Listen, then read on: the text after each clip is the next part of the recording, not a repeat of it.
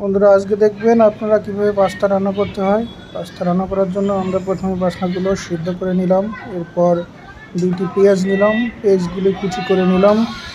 এখন চুলায় তেল আর 2-3টা কাঁচামরিচ। এখন পেঁয়াজ দিয়ে দিব, পেঁয়াজ কুচি।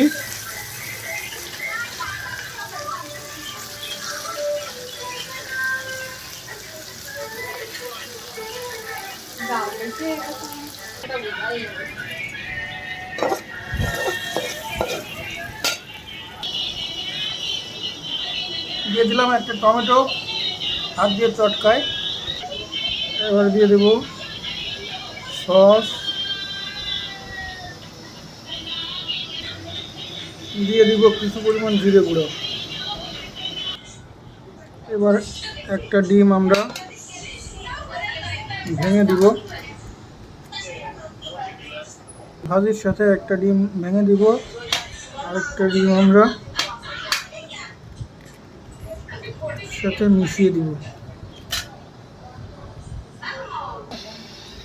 এখন আমরা সমস্ত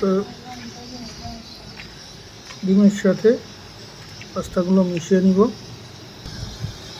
এখন আমরা পাস্তাগুলোকে আস্তে আস্তে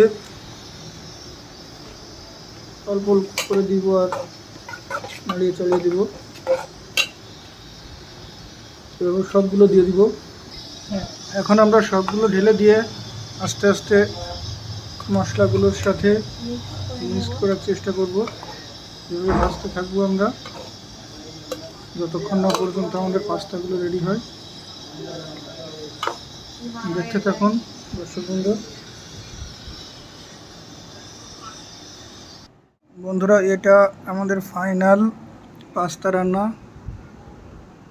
কেমন হয়েছে আপনারা অবশ্যই কমেন্টে জানাবেন। বন্ধুরা, এটি আমাদের প্রথম ব্লগ। ভালো না লাগলেও একটা লাইক দিয়ে যাবেন।